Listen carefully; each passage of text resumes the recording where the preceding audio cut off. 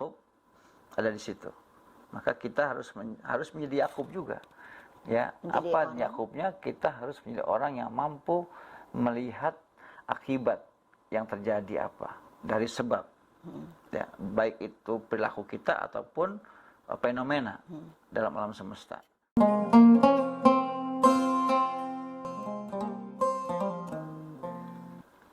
Bismillahirrahmanirrahim. Rabbi a'udzubika min hamazati syayatin wa a'udzubika rabbi ayahdurun. Assalamualaikum warahmatullahi wabarakatuh. Waalaikumsalam warahmatullahi wabarakatuh. Sahabat, kita masuk Nabi yang ke-10, Nabi Yakub alaihi salam. Silakan Bang Sarip. Ya, terima kasih Mbak Eka. Ya. Rabbi a'udzubika min hamazati syayatin wa a'udzubika rabbi ayahdurun. Bismillah walhamdulillah wassalatu wassalamu ala rasulillah la haula wala quwata illa billah amma ba'd. Subhanaka la ilma lana illa ma 'allamtana innaka antal alimul hakim wa tub 'alaina innaka antat tawwabur rahim. Rabbi shrah li sadri wa yassir li amri wahlul 'uqdatam min lisani yafqahu qawli yafqahu qawli. Sahabat-sahabat yang dirahmati Allah Subhanahu wa taala, alhamdulillah kita akan melanjutkan kajian kita tentang konsep penamaan Nabi yang ke-10 dalam urutannya, itu Nabi Yakub alaihi salam. Nabi Yakub ini anak daripada Nabi Ishak, Cucu Nabi Ibrahim. Nabi Ibrahim alaihissalam. Subhanallah. Ayah Nabi Yusuf. Ya. Jadi Nabi Yakub ini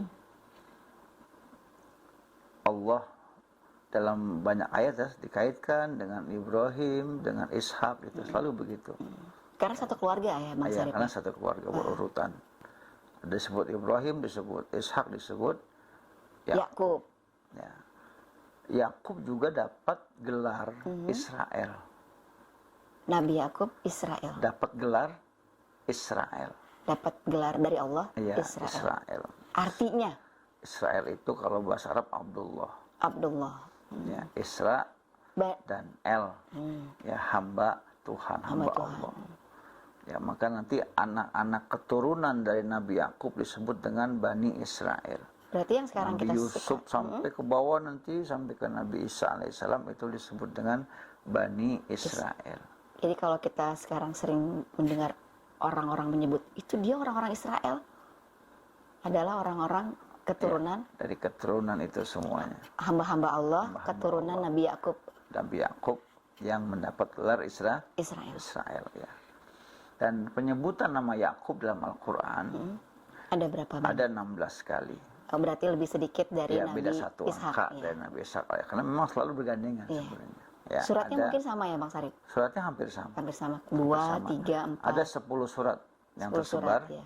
Ya, di sana yang menyebut nama Nabi Yakub alaihissalam. Dari surat kedua, surat ketiga, surat keempat, surat keenam, surat ke-11, surat ke-12 ya. 19, kemudian 21, 29 sama 38. Ya, itu surat-surat yang disebar tentang nama Nabi Yakub alaihissalam. Kalau kita sekali lagi kita mau cari akar kata ya, akar katanya adalah Akoba Yakubu. Dari 3 huruf fi'il sulasi. Akoba Yakubu. Akoba Yakubu. Bimakna? Artinya Mas Sarip? Kita akobaan akibat ya. Kata akibat sama tuh dengan kata akoba. Tapi ngambil dari sini ya. Kata akibat. Itu. Akibat berarti kan sesuatu yang ada di akhir ya. Iya. Karena berarti ada sebab. Ada sebab, ada akibat. Ada akibatnya. Ya, itulah kesudahan. Iya. Atau bahasa lainnya konklusi. Oh, kesimpulan. Nah, itu. Dari sebuah analisa sebelumnya. Jadi dari sebuah analisa itu akan menghasilkan kesimpulan. Nah, itu jadi kita selain mampu untuk menganalisa, kita juga harus mampu mengambil kesimpulan. Ya. Masya Allah, sahabat. Kita harus melihat sebab dan kita memahami apa akibat dari apa yang kita lakukan. Gitu ya.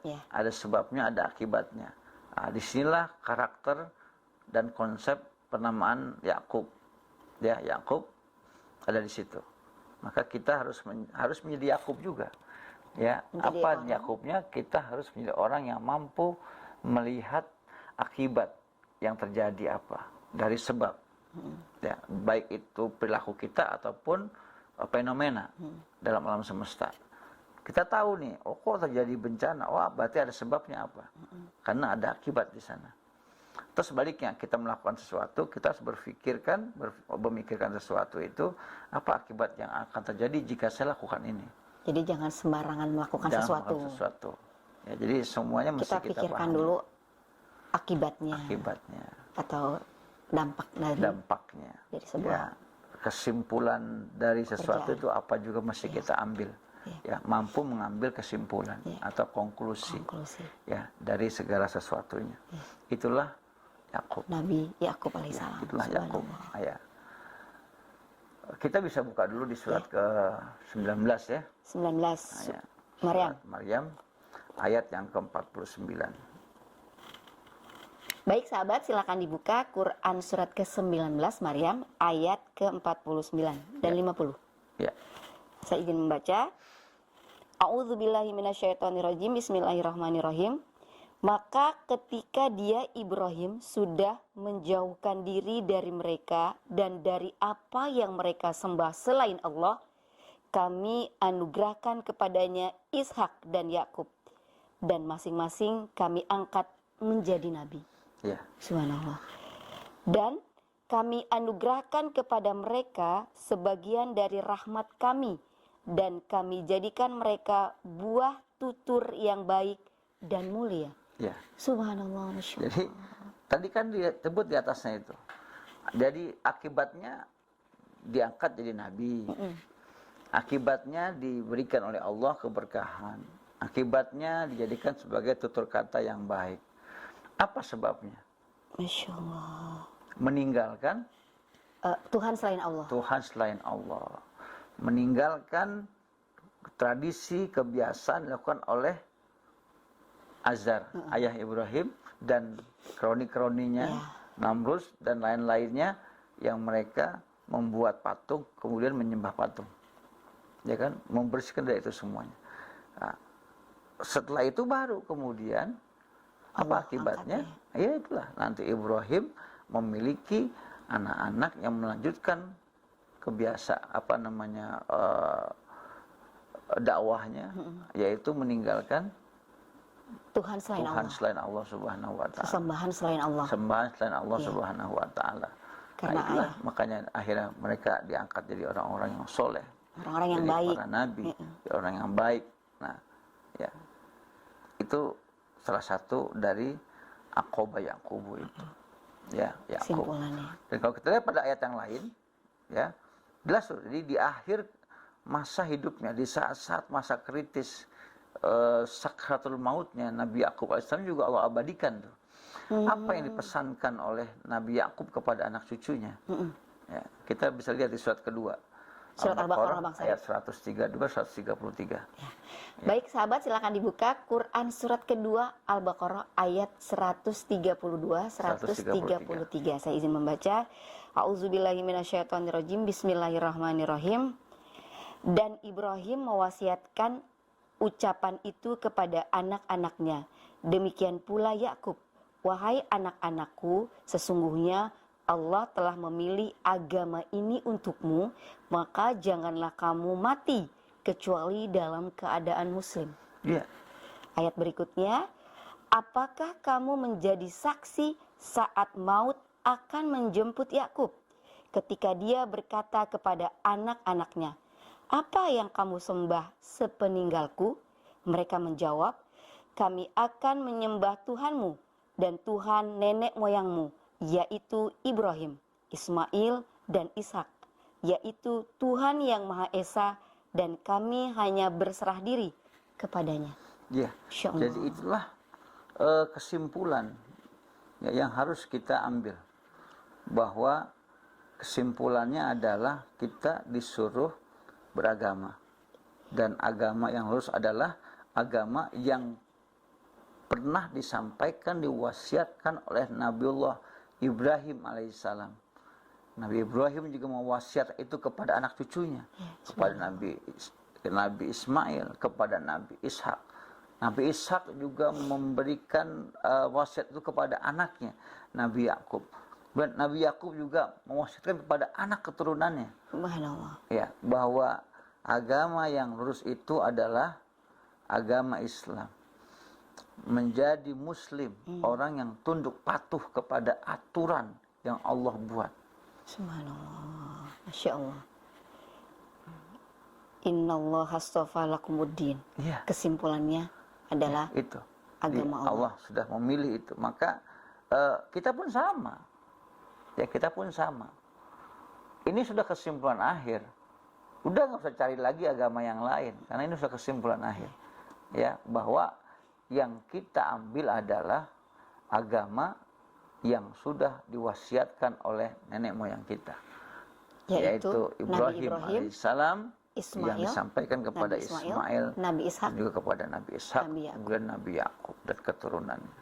Setelah kita menganalisa, Ya, maka kita menarik kesimpulan bahwa kita beragama hanya Islam. ya, agama Inilah Islam. agama yang benar, agama yang akan membawa kesejahteraan buat kita. Ya, Nah gini Bang Sarip, sekarang kita kadang-kadang nih udah tahu gitu ilmunya ini, kita suka pengen tahu, itu boleh? Kan sekarang banyak nih, mohon maaf nih, selain agama yang resmi, ada juga agama yang baru-baru, terus kita pengen tahu. Kan tadi kalau disampaikan oleh Bang Sarip, kita udah ambil kesimpulan satu, agama kita Islam, pelajari.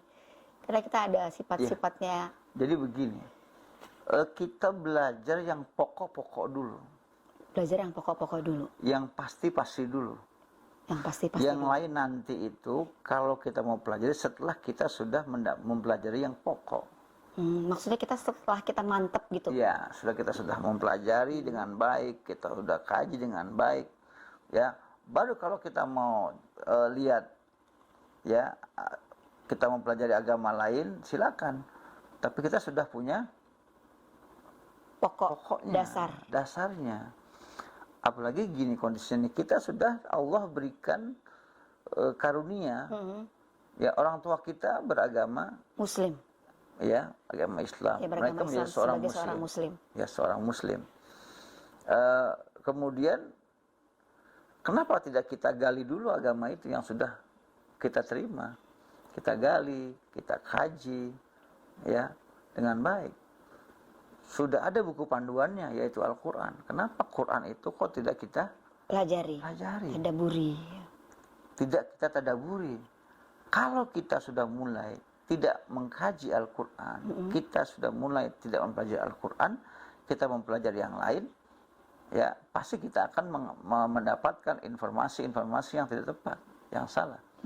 Quran sendiri sudah sangat jelas mengkoreksi, bahkan menyampaikan kepada kita bahwa ada hal-hal yang sudah dilakukan oleh agama-agama sebelumnya yang menyimpang. Quran jelaskan itu. Nah, kalau kita mau lihat, baca di surat 17, surat 18, itu dengan sangat jelas bahwa sesungguhnya dua surat itu Allah sedang mengoreksi tentang kepercayaan umat sebelumnya. Yang mengatakan Tuhan itu punya anak, yang kemudian ada yang menyembah manusia, yang dianggap sebagai anak Tuhan. Dua surat itu sangat-sangat jelas menyampaikan kepada kita, ya, bahwa itu salah. Ya. Bahwa kesimpulan akhir udah paling benar. Kesimpulan akhir sudah dibenarkan bahwa Islamlah sebagai sebuah kesimpulan akhir. Justru kita kalau mau mempelajari agama lain atau ada kepercayaan yang lain, ada di Al-Quran semua, ya. Al-Quran semua. Karena Al-Quran tadi yang disampaikan Bang Sarip sudah menjelaskan itu semua. Ya. Masya Allah, subhanallah. Sekarang Bang Sarip, agama kita kan berarti agama yang paling benar. Ya. Sekarang suka ditanya tuh sama orang, semua agama sama ngajarin kebaikan. Gak ada tuh agama yang mengajarkan yang tidak baik gitu. Ya.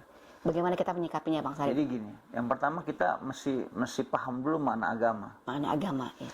Ya, karena ketika kita menggunakan kata agama sendiri, ya, dalam Quran ada konteks yang menggunakan kata din. Kata din. Ada kata din. Ya, yang ini di sini agama. Din, ya. Innallaha astafa lakumuddin. Ya. Ada yang menggunakan kata millata. Millata. Contoh millata Ibrahima Hanifah. Ada millata Yahuda. ada millata Nasara, ada millata Majus, ada millata Sabi'in.